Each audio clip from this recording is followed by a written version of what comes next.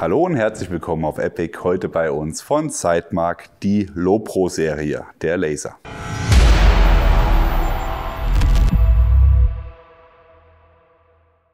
Wie ihr es gerade im Disclaimer gelesen habt, die jeweiligen Landesgesetze sind zu beachten. Wir sind aktuell in Österreich und dürfen hier deswegen auch mit Laserlichtmodulen arbeiten, um sie euch vorzustellen.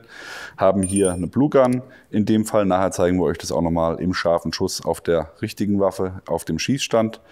Und natürlich, wenn ihr in Deutschland die Sachen erwerben wollt, könnt ihr das, wenn ihr die entsprechende Ausnahmegenehmigung laut Waffengesetz habt und in anderen Ländern dann auch die entsprechenden Landesgesetze beachten. Ja, die Lowpro-Serie von Sightmark ist eine Serie von Laser- bzw. Laserlichtmodulen, je nachdem, für welches Gerät ihr euch entscheidet. Es gibt insgesamt 3 Stück. Und die sind auch im unteren Preissegment angeordnet. Bedeutet also gerade auch, wenn ihr sagt, ihr wollt in die Laserlichttechnik generell mal eintauchen, wollt euch mal damit auseinandersetzen und aber nicht gleich etliche von Tausenden von Euro ausgeben, um euch mit der Sache auseinanderzusetzen, sind das hier sehr, sehr gute Einsteigergeräte, die euch da für die verschiedenen Anwendungen auch die verschiedenen Funktionen bieten. Was haben alle 3 gemeinsam? Sie haben alle 3 denselben Laser, der im Nanometerbereich von 531 arbeitet und eine Leistung von 5 Milliwatt hat. Das bedeutet, ihr habt hier bei allen 3 auch einen nur sichtbaren Laser, der dann von der Leistung oder von der Leuchtweite her bei Tage 45 Meter euch liefert und bei Nacht bis zu 600 Meter.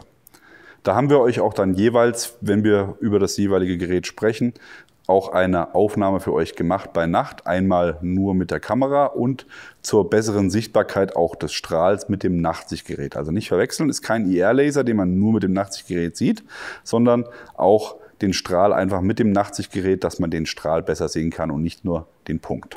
Ja, wir fangen mal an mit dem kleinsten und einfachsten und dementsprechend dann auch mit dem günstigsten Gerät. Das wäre der Lowpro Mini Green. Ist hier dieses Gerät, wie ihr sehen könnt, ist ein reiner Grünlichtlaser. Bedeutet, ihr habt kein Weißlicht und auch kein IR-Licht, sondern nur einen grünen Laser. Also einfach nur eine Laserbox für alle, die sagen, ich möchte einfach nochmal zusätzlichen grünen Laser haben. Das kann natürlich auch nochmal ein Vorteil sein, wenn man zum Beispiel seine Optik überprüfen will. Wenn man die Optik wechselt und der Laser eingeschossen ist, kann man das natürlich wie ein Boresight verwenden, solange der Laser eingeschossen ist auf die Waffe und auch montiert bleibt, hätte man damit auch eine Möglichkeit zur Kontrolle. Und ansonsten einfach für die, die sagen, ich brauche nur grünes Licht, um damit arbeiten zu können, wäre das hier die günstigste und einfachste Variante. Wir haben hier Maße von 67 mm mal 54 mal 34, also auch ein sehr kompaktes Gerät und ein Gewicht von 190 Gramm. Die Batterie wird hier an der Front eingesetzt, die könnt ihr auch werkzeuglos entnehmen. Dazu wird vorne das Ganze aufgeschraubt und dann kommt hier, wie ich schon auch gesagt habe, die Batterie zum Vorschein. Alle 3 Geräte werden mit jeweils nur einer CR123 Batterie betrieben. Ihr habt auch bei allen 3 Geräten gleich die Höhen- und Seitenverstellung. Das ist auch hier in der Familie gleich angeordnet. Das heißt, hier findet ihr die Höhenverstellung und hier die Seitenverstellung ist bei allen 3 Geräten in derselben Position. Die Türme sind jeweils nochmal mit Aluminium vom Gehäuse geschützt und verfügen natürlich auch hier über eine saubere Klickverstellung, die man, denke ich, auch gut hören kann, von 1 MOA. Damit kann ich dann den Laser ausrichten auf meine Optik. Die Bedienung selbst von dem Gerät kann am Gerät selbst durchgeführt werden. Dazu habe ich jeweils beidseitig einen Taster, um das einzuschalten. Hier beim Laser natürlich nur Laser an, Laser aus mit einem Knopfdruck. Ich habe aber auch die Möglichkeit, das Ganze hier am Ende mit einem Kabelschalter zu bedienen. Der ist mit im Lieferumfang enthalten, genauso wie die Bedienungsanleitung natürlich. Der wird hier einfach hinten dran geschraubt, der Kabelschalter. Verfügt über 2 Tasten, die beide dieselbe Belegung haben. Ihr habt hier auch von 3M nochmal ein Klett mit dabei, mit dem ihr dann das Ganze auch an einem glatten System befestigen könnt. oder eben zwischen zwei Picatinny-Schienen das Ganze mit Klett befestigen könnten. Ansonsten könnt ihr das natürlich auch irgendwo auf einer Picatinny-Klemmmontage drauf machen, um das Ganze sicher zu befestigen. Wenn ich die Fernbedienung habe, geht natürlich auch trotzdem noch nach wie vor die Bedienung am Gerät selbst. Habe ich hier tatsächlich auch nur Dauerlicht, das heißt, ich kann nur an- und ausschalten. Das drücke ich einmal, geht er an, drücke ich nochmal, geht er aus. Gibt kein Momentlicht. Für die Fernbedienung ist es genau andersrum. Da habe ich dann einfach hier die Momentlichtfunktion auch nochmal gegeben. Also das heißt, selbst wenn ihr den Kabelschalter nicht bräuchtet, weil ihr sehr gut mit der Hand an das Gerät rankommt, würde ich empfehlen, den Kabelschalter zu verbauen, um einfach auch die Momentlichtfunktion zu gewährleisten und nicht nur die Dauerlichtfunktion, wenn ihr den gerne haben wollt.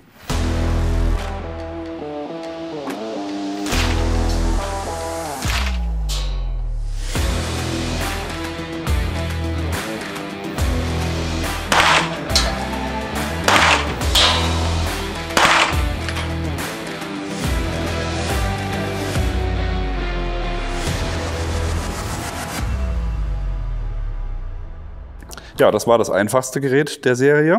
Geht's weiter mit der Lowepro Mini Combo. Da seht ihr schon, da guckt was vorne raus. Das heißt, ihr habt exakt den gleichen Aufbau wie beim Lowepro Mini, nur eben nochmal hier mit einer Weißlichtfunktion. Das heißt, Laser und Abmaße sind gleich. Natürlich ist hier durch die Lampe die Gehäuselänge ein wenig nach oben geschraubt. Das heißt, im Gegensatz zu 67 mm habe ich hier 88 mm in der Gesamtlänge. Und das kommt durch den Lampenkopf, der hier vorne verwendet wird. Die Batterie ist dann auch hinterm Lampenkopf zu finden, also nicht wie da, wo nur eine Batteriekappe ist, schraube ich hier den Lampenkopf heraus, um dann an die CR123 Batterie zu gelangen und wieder rein, wenn ich fertig bin mit der Montage. Apropos Montage, haben wir hier auch noch nicht gesagt. Wir haben hier Metallbacken, die natürlich auf Picatinny funktionieren und das Ganze dann auch ganz easy auf jedem Picatinny-System montieren. Das ist auch ganz gut. Es gibt viele Laser, die mit einer Polymerlösung hier unten kommen, die dann auch nicht wiederholgenau sind. Durch das Metall, durch die Metallhalterung hat man hier eine hohe Wiederholgenauigkeit und das trotz des günstigen Preises. Ja, Höhen- und Seitenverstellung, wie schon gesagt, ist identisch. Ansonsten habe ich hier zwei Knöpfe, nämlich einmal den Knopf für den grünen Laser, der hier hinten ist, und der vordere Knopf ist für das Licht. Beim Licht habe ich hier 300 Lumen in der Maximalstufe und kann hier aber auch noch auf 5 Lumen runterschalten im NAV-Modus. Dazu habe ich hier am Lampenkopf ein Drehrädchen, das mir hier zwischen 3 Modi den Wechsel erlaubt. Das wäre einmal Max-Modus, den hatte ich euch eben schon gezeigt. Dann wäre das der NAV-Modus, das ist tatsächlich, jetzt bin ich schon zu weit gerutscht. So, hier ist der NAV-Modus und dann hätte ich hier noch die Funktion Strobe, um dann eben auch ein Stroboskop abbilden zu können. Diese 3 Modi habe ich hier im Wechsel zur Verfügung, über das Drehrädchen auszuwählen. Die Leistung beträgt hier 18 Stunden mit dem Laser, kann ich das Gerät betreiben mit der Batterie. Wenn ich mit den 300 Lumen in der Maximalleuchtstufe leuchte, kann ich 48 Minuten das Ganze laufen lassen und mit dem 5 Lumen Navigationsmodus 23 Stunden. Wenn ich beide Lampen in Kombination nutze, also sprich ich mache mein Licht an, jetzt bin ich hier im NAV-Modus, gehen wir mal in den Max-Modus und mache noch meinen Laser dazu an, das geht natürlich auch, beides gleichzeitig zu nutzen, dann habe ich hier eine Laufleistung von 38 Minuten in dieser Kombi. Bis zu 11 Stunden, wenn ich hier vom NAV-Modi vom Max-Modi auf den NAV-Modi gehe. Genau, also das heißt, wenig Licht und grünen Laser hätte ich 11 Stunden und im Max mit grünem Laser 38 Minuten. Auch hier gibt es wieder eine Fernbedienung mit dabei, die hier hinten angeschraubt wird, ist auch exakt der gleiche Taster. Und der bestimmt nun, welche Funktion belegt ist, indem ich hier auswähle, was ich als letztes hatte. Also als Beispiel, ich nehme jetzt hier meinen Laser und schalte den ein. Ich sehe es hier auf der Blue Gun. Das heißt, wenn ich jetzt hier mit dem Taster drücke, egal welche Taste, habe ich Moment den grünen Laser, also kein Dauerlicht, sondern nur Moment. Dauerlicht oder Dauerlaser habe ich tatsächlich nach wie vor auf dem Taster am Gerät selbst. Wenn ich jetzt hier die Taschenlampe einschalte und das war mein letzter Modus, kann ich dann hier rüber die Taschenlampe im Momentlicht bedienen. Jetzt will ich mal gucken, was passiert, wenn ich beides habe, Licht und Laser. Das habe ich nämlich noch gar nicht ausprobiert. Ja, das ist genauso. Also er merkt sich immer die letzte Einstellung am Gerät. Das heißt, wenn ich jetzt hier im Max-Modus bin und Laser aktiviert habe, habe ich da Dauerlicht. Und wenn ich jetzt hier den Taster drücke, habe ich nur Momentlicht, aber eben auch dann mit Max und Licht gleichzeitig auf beiden Tasten. Das war die Lopro Mini Combo.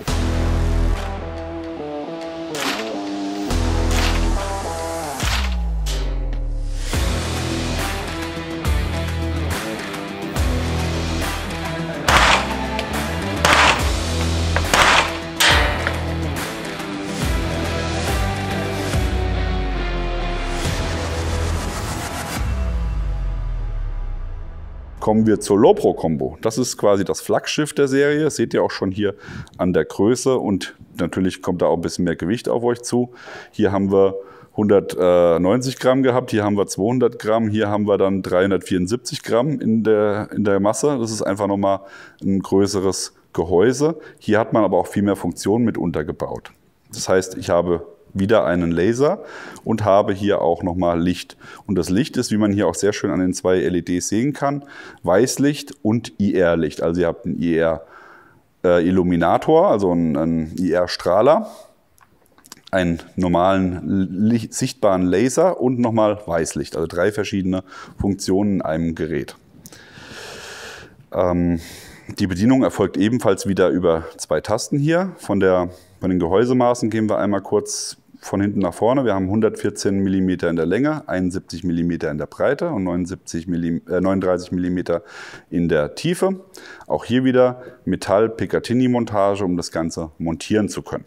Wir haben die gleiche Leuchtleistung, wie wir sie auch bei der Lopro Mini Combo haben, sprich 48 Minuten in der Max-Stufe und 23 Stunden im NAV-Modus. Wir haben hier aber noch eine Zwischenstufe, zeige ich euch gleich dann. Das heißt, wir haben hier 3 Leuchtstufen in der Helligkeit und dazu kommt dann nochmal das IR-Licht, was euch für 65 Minuten im High-Modus und 12 Stunden im Niedrig-Modus nochmal Licht gibt. Nur unterm Nachtsichtgerät sichtbar.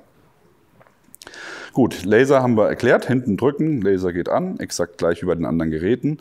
Licht, ich muss es einmal drehen, weil hier die Schrift in die Richtung zu sehen ist. So, jetzt bin ich im Max-Modus, habe jetzt hier mein maximales Licht. Da haben wir für euch natürlich auch nochmal Outdoor-Aufnahmen gemacht für die maximale Lichtleistung.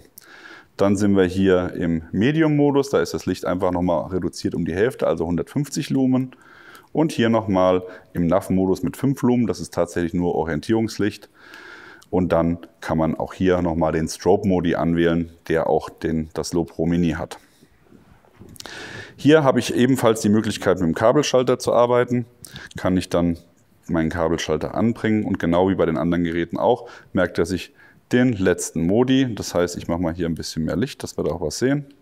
Licht und Laser gleichzeitig an, Kabelschalter an und aus, Momentlicht, habe ich beides, genauso wollte ich es auch haben. Will ich nur Laser, Kabelschalter, Momentlicht, nur Laser. Ja, also das ist genau gleich wie bei den anderen auch. Die letzte Einstellung, die ihr am Gerät selbst ausgewählt habt, habt ihr dann auch über die Fernbedienung. Noch eine letzte Besonderheit, und das macht das Gerät meiner Meinung nach auch tatsächlich besonders für kurze Waffensysteme, wie zum Beispiel Pistol Carbines oder eben AR-Systeme mit einem ganz kurzen Lauf, wo der Platz auf der Picatinny-Schiene extrem begrenzt ist, könnt ihr dieses Gerät einsetzen. Es hat hier auf der Oberseite nochmal Montagemöglichkeiten, um zum Beispiel das M-Spec Mini von Sidemark direkt hier montieren zu können. Das heißt, hier habe ich die Möglichkeit dann in einer Kombination Licht, Weißlicht, IR-Licht, sichtbarer Laser und ein Rotpunkt in diesem kompakten Package auf der Waffe zu haben. Das ist, denke ich, was nochmal hervorzuheben ist, was ganz cool ist. Und dann kann man sich nämlich auch das Rotpunktvisier dahinter sparen.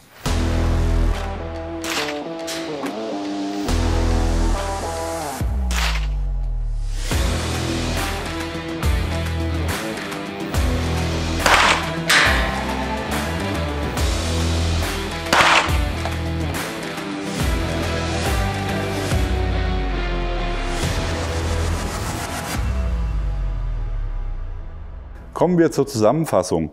Wie ich schon am Anfang gesagt habe, hat Zeitmark hier ein sehr attraktives Preis-Leistungs-Bundle geschaffen für die jeweilige Anwendung, die ihr für euch als richtig erachtet. Wer sagt, ich brauche nur einen sichtbaren Laser, fährt hier mit dem Lowepro Mini extrem gut.